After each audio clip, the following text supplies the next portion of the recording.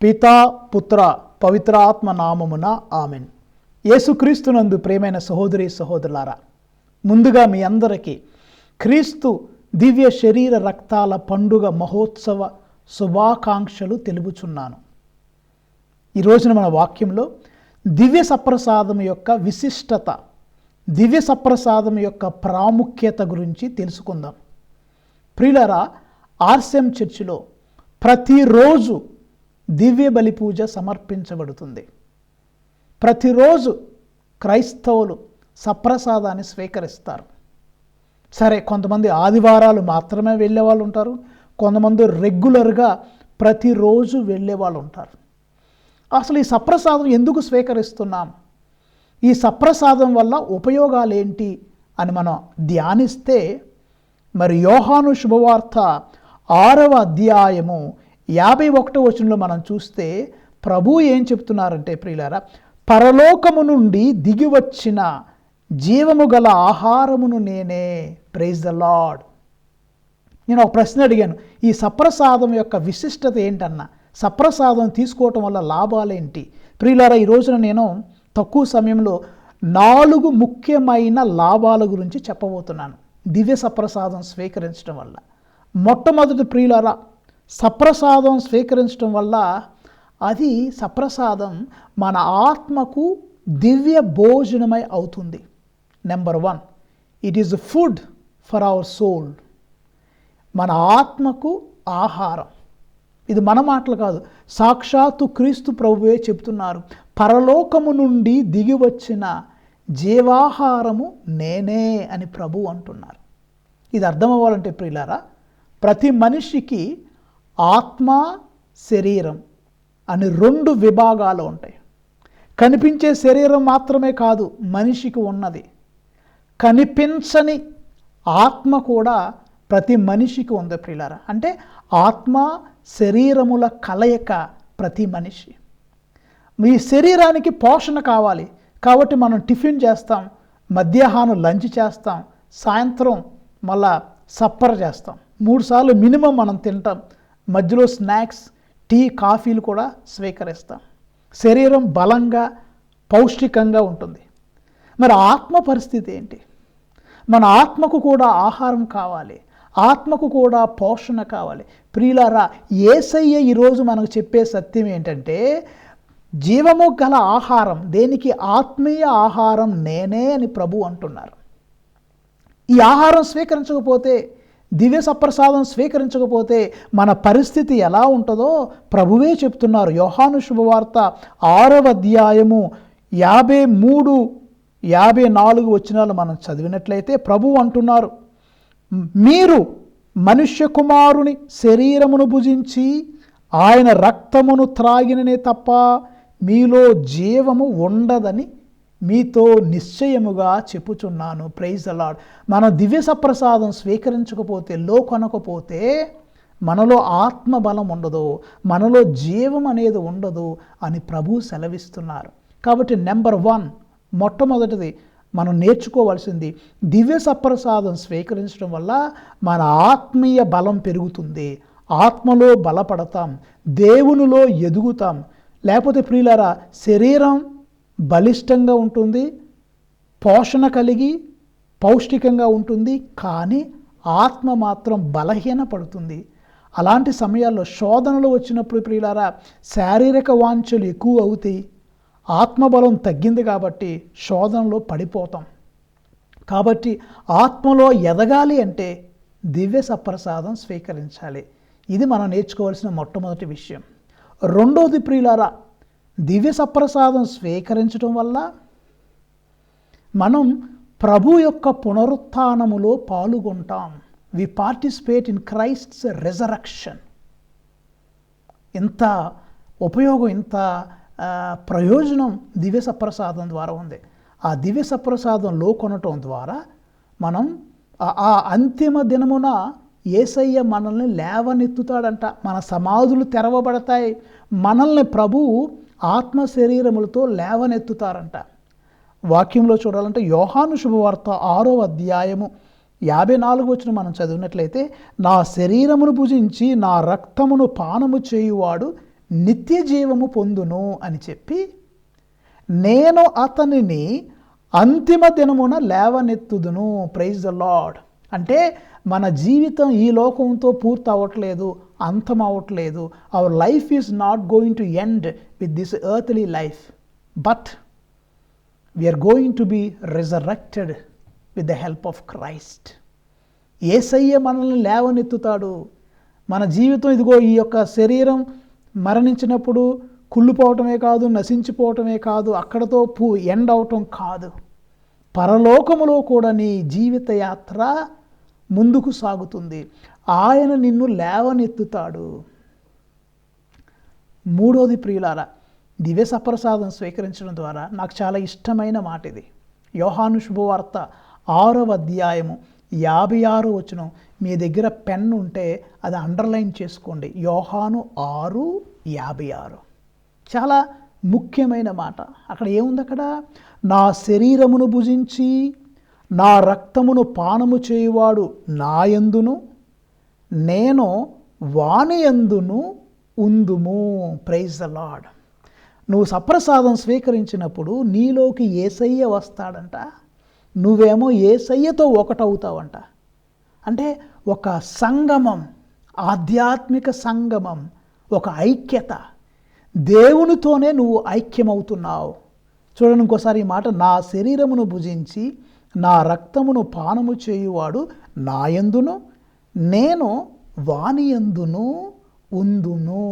Praise the Lord. ఎంత అదృష్టం ప్రియులారా, దేవుడితో ఐక్యం అవటం, దేవుడితో ఒకటవటం, ఈ ఆధ్యాత్మిక సంగమం, ప్రభుతో కలవటం, నీ ఆత్మ ఆయనతో ఒకటవటం ఎంత అదృష్టం ప్రియులారా. ఇది మన మేధస్సుకి అతీతంగా ఉంటుంది. ఆలోచించేస్తే మనం మైండ్ బ్లాక్ అవుతుంది అంటాం కదా, మైండ్ బ్లాక్.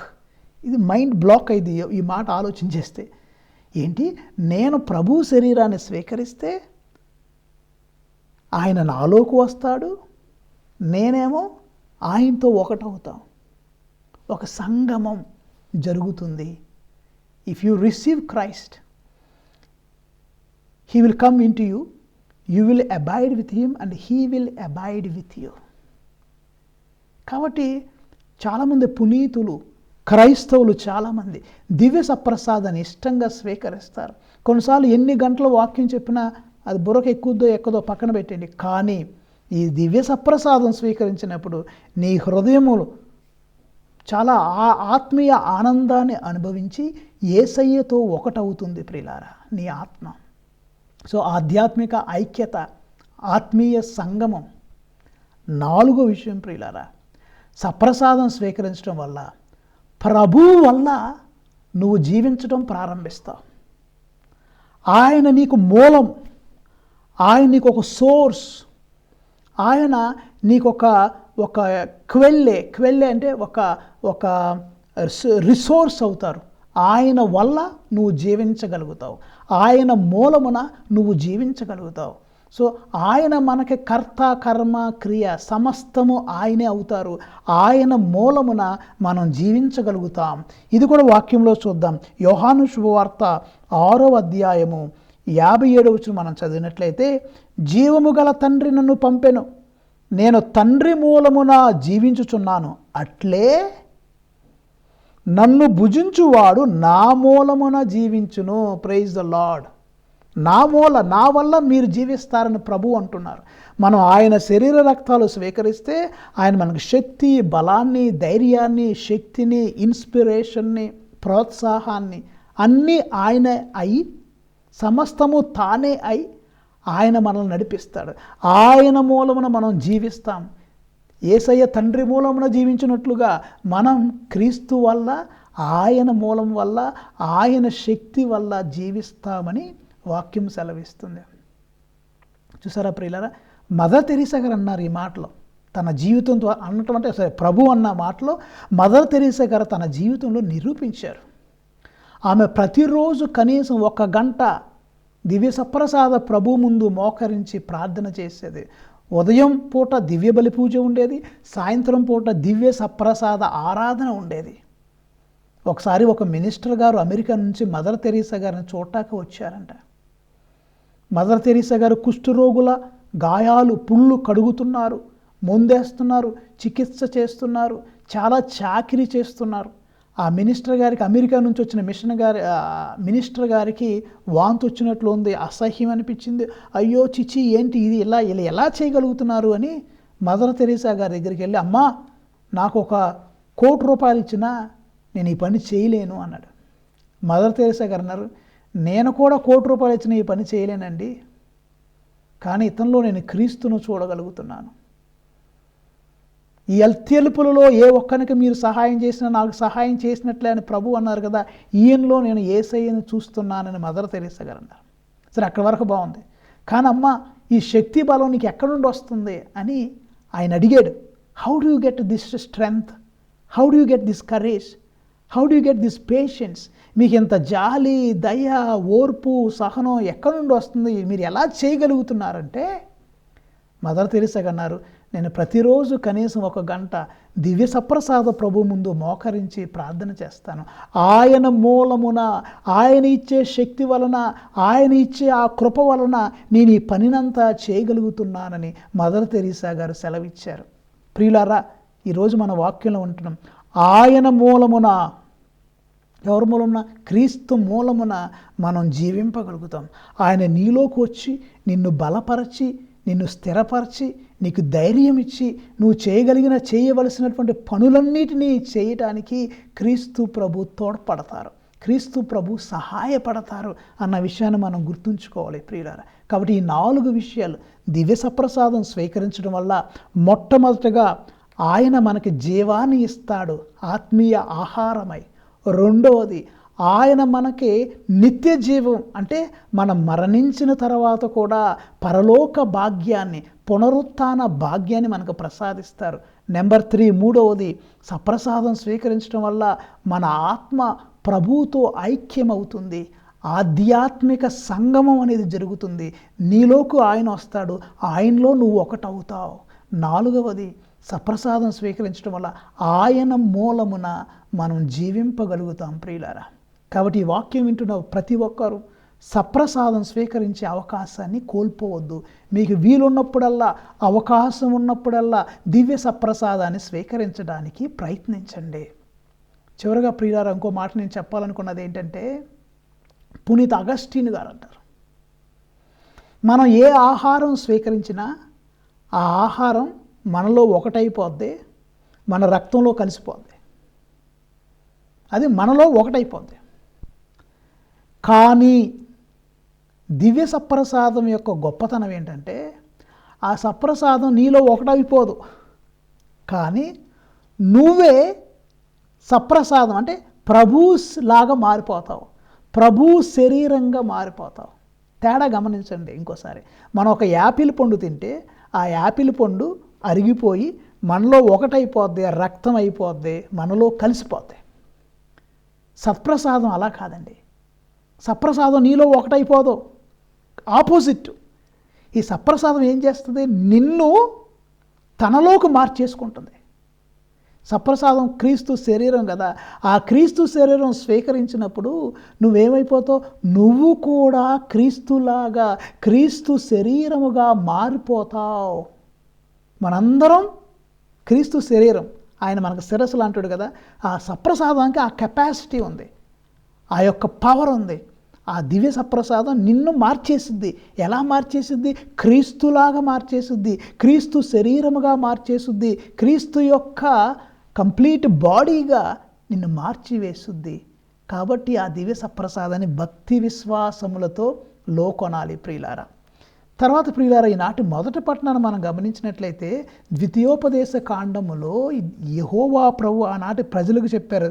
ద్వితీయోపదేశ కాండం 8వ అధ్యాయం 2-3 వచనాలు, తర్వాత 12 నుండి 16 వరకు మీరు చూసినట్లయితే, అక్కడ ప్రభు ఏమంటున్నారంటే, మన జీవితంలో ప్రభు చిన్న చిన్న కష్టాలు, శ్రమలు, బాధలు ఇస్తాడు. ఎందుకు ఇస్తాడంటే, ఆ బాధల ద్వారా మనల్ని పరీక్షిస్తాడు. దేవుడు మనకి పరీక్ష పెడతాడు. ఆ పరీక్ష, ఆ కష్టకాలంలో మనం ప్రభు యొక్క ఆజ్ఞలు పాటిస్తామా లేదా, లేకపోతే దేవుడికి ఎదురు తిరుగుతామా, దేవుడి మీదే పోరాటం చేస్తామా అని ఆయన మనకు చిన్న పరీక్ష పెడతాడు. తర్వాత మనకు వినయాన్ని నేర్పుతాడు. మీరు వాక్యంలో చూసినట్లయితే ద్వితీయోపదేశకాండం 8వ అధ్యాయం 2వ వచనం నేను చదువుతున్నాను. ప్రభువు ఈ 40 ఏండ్లు మిమ్ము ఎడారిలో నడిపించుటకును జ్ఞప్తికి తెచ్చుకొనుడు. ఆయన నడిపించాడు కదా అంతకుముందు ఎడారిలో, అదొకసారి జ్ఞాపకం చేసుకోండి. మీకు వినయము నేర్పుటకు, మీ హృదయములను పరీక్షించుటకు. చూసారా, మనకి వినయము నేర్పటానికి, మన హృదయాలను పరీక్షించడానికి, మీరు తన ఆజ్ఞలు పాటింతురో లేదో తెలుసుకొనుటకు ఆయన ఈ పయనమును ఉపయోగించుకొనును. ఆయన కొన్ని శ్రమలో బాధలు ఇస్తాడు. ఆ శ్రమలో బాధలు ఇవ్వటం ద్వారా మనలో వినయాన్ని నేర్పుతాడు, మన హృదయాలను పరీక్షిస్తాడంట. తర్వాత 3వ వచనం చూస్తే ఆయన మీకు అనుకువ నేర్పెను. అనుకువ. తర్వాత మిమ్ము మొదట ఆకలితో బాధించి అటు పిమ్మట మన్నా భోజనమును అనుగ్రహించును. ఏం చేస్తారంటే ఫస్ట్ మనల్ని బాధిస్తారు, ఆకలితో బాధిస్తారు, కానీ తర్వాత భోజనాన్ని ప్రభువే పెడతాడంట. ప్రియులారా, ఇవన్నీ ఎందుకు చేశారంటే, ఎందుకు మనల్ని ఆకలితో బాధిస్తున్నారని మనం ఒకటి గుర్తుంచుకోవాలి. మనం బ్రతికేది కేవలం ఈ అనుదిన ఆహారం వల్లే కాదు, ఒక భోజనం చేయటం వల్లే కదా మనిషి బతికేది. మానవుడు కేవలము రొట్టె వలన మాత్రమే, భోజనము వలన మాత్రమే జీవింపడు అని తెలియపరచి మనం బతకడానికి ఇంకో ఆహారం ఉంది. ఏ ఆహారం? దివ్య సప్రసాదం. అది మనం గుర్తింప చేయటానికి, మనకు గుర్తొచ్చేటట్లు చేయటానికి ప్రభు మనకు అప్పుడప్పుడు ఆకలి బాధలు ఇస్తాడు. ఈ ఆకలి బాధలు నువ్వు గుర్తుంచుకోవాల్సింది, నేను బ్రతకడానికి ఈ ఆహారం మాత్రమే కాదు, నాకు దివ్య సప్రసాదం కూడా కావాలని తెలియటానికి. తర్వాత ప్రియులారా 12 నుంచి ద్వితీయోపదేశకాండం 8వ అధ్యాయం 12 నుంచి 16 వరకు మీరు చదివినట్లయితే అక్కడ ప్రభువు ఒక మాట అంటున్నారు. నీకు కడుపు నిండా భోజనం దొరికినప్పుడు, మంచి ఇల్లు కట్టుకున్నప్పుడు, వెండి బంగారం సిరి సంపదలన్నీ దొరికినప్పుడు, నీకు కావలసిన గొర్రెలు పశువులు మందలు అన్నీ ఉన్నాయి, సమృద్ధిగా ఉన్నప్పుడు గర్వంతో విర్రవీగిపోయి దేవుణ్ణి మర్చిపోవద్దు. Praise the Lord. చాలామంది దేవుణ్ణి మర్చిపోతున్నారు. ఎప్పుడు మర్చిపోతున్నారు? కడుపు నిండినప్పుడు దేవుణ్ణి మర్చిపోతున్నారు. అంతేకాదు ప్రియులారా, బంగారం ఉన్నప్పుడు దేవుణ్ణి మర్చిపోతున్నారు, లేకపోతే ఇల్లు కట్టుకున్నప్పుడు దేవుణ్ణి మర్చిపోతున్నారు. అలా కాదు, నీకు కడుపు నిండినా, ఎన్ని ఇల్లున్నా, సంపదలున్నా, వెండున్నా, బంగారం ఉన్నా, గర్వంతో విర్రవీగకుండా దేవుడికి వందనాలు చెప్పడం నేర్చుకో. Praise the Lord. అహంకారంతో విర్రవేగవద్దు. వాక్యం ఇదే చెప్తుంది. మీరు కోరుకున్న పదార్థాలన్నీ భుజించిన తరువాత, మీరు వసించుటకు సుందరమైన భవనములు నిర్మించుకొనిన పిదప, మీ పశువులు గొర్రెలు మందలు వెండి బంగారములు సిరి సంపదలు అభివృద్ధి చెందిన పిమ్మట గర్వముతో విర్రవీగి, అండర్లైన్ చేసుకునే మాట, గర్వముతో విర్రవీగి మిమ్ము ఐగుప్త దాస్య గృహము నుండి విడిపించిన ప్రభువుని విస్మరించవద్దు. Praise the lord. నీకు డబ్బు ఉన్నప్పుడు గర్వంతో విర్రవీగిపోయి దేవుని మర్చిపోవద్దు. నీకు బంగారం ఉన్నప్పుడు దేవుని మర్చిపోవద్దు, లేదా మంచి అంతస్తులు కట్టుకున్నప్పుడు దేవుని మర్చిపోవద్దు. ఇంకా దేవుని ఎక్కువ గుర్తుపెట్టుకో, ఆయనకి వందనాలు చెప్పు. ఆయనకి ఆయా నీ వల్ల నేను ఈరోజు ఈ స్థితిలో ఉన్నానని గుర్తుంచుకొని దేవునికి వందనాలు చెప్పడం నేర్చుకోవాలి. కానీ గర్వంతో అహంకారంతో విర్రవేగవద్దు. 15వ వచనంలో చెప్తున్నారు, ఆయన మిమ్ము సుదీర్ఘ భయంకరమైన విషసర్పములతో తేళ్లతో కూడిన ఎడారి గుండా నడిపించుకొని వచ్చాను. నీళ్లు దొరకని ఆ మరుభూమిలో కఠిన శిల నుండి నీళ్లు వెలువరించెను. మీ పూర్వులు కని విని ఎరుగని మన్నాతో ఆయన మిమ్మల్ని పోషించెను. ఈ రీతిగా ప్రభు మీకు వినయము నేర్పెను, మేము పరీక్షించెను. అతడింతగా శ్రమపడినది చివరికి మీకు మేలు చేయుటకే. ఇన్ని ఆపదలు, తేళ్ల నుండి, సర్పాల నుండి, ఆకలి బాధ నుండి, నీటి బాధ నుండి, అన్నిటి నుండి దేవుడు నిన్ను కాపాడాడే. ఎలా మర్చిపోతావు ఆయన్ని? నా ఆత్మమా ప్రభువును స్తుతింపుము, ఆయన చేసిన మేలులు వేనిని మరువకుము. Praise the Lord. కాబట్టి ప్రియులారా, ఈ దివ్య సప్రసాద పండుగ రోజున ఆయన మనకు భోజనం, ఆత్మీయ భోజనం. మన జీవితం ఈ లోకంతోనే ఎండ్ అవట్లా. పరలోక భాగ్యం కూడా ఆయన ఇస్తాడు. నీ ఆత్మ ఆయనతో ఒకటవబోతుంది. ఆయన మూలమున నువ్వు జీవిస్తావు. కాబట్టి ఈ సప్రసాదం తీసుకున్నప్పుడల్లా ప్రభు నీలోకి వచ్చినప్పుడు ఆయన చేసిన మేలులు మర్చిపోవద్దమ్మా. ఆయన చేసిన ఉపకారాలు, ఆయన ఇచ్చిన దీవెనలు, ఆయన కురిపించిన కృపానుగ్రహాలు మర్చిపోకుండా నీకు ఎంత ఆస్తి పెరిగితే అంత కృతజ్ఞతలు చెప్పు. ఎంత బంగారం నువ్వు కొనుక్కోగలిగితే అంత వందనాలు చెప్పు. అయ్యా నీ వల్ల నేను ఎలా ఉన్నానని దేవునికి కృతజ్ఞతలు వందనాలు చెప్పు. చివరగా ఈనాటి 2వ పట్టణంలో కొరింథీయులకు రాసిన మొదటి లేఖ, పౌలు గారు కొరింథీయులకు రాసిన మొదటి లేఖ 10వ అధ్యాయములో ఒక చిన్న మాట చెప్పి నేను ముగిస్తాను ప్రియులారా. పౌలు కొరింథీయులకు రాసిన మొదటి లేఖ 10వ అధ్యాయము, దీనికంటే 10వ అధ్యాయము 16-17 వచనాలు. దీవెన పాత్రలోనిది మనము ఆశీర్వదించి తాగినప్పుడు క్రీస్తు రక్తము మనము పాలు పంచుకొనుటలేదా? మనము రొట్టెను విరిచినప్పుడు క్రీస్తు శరీరములో పాలు పంచుకుంటలేదా?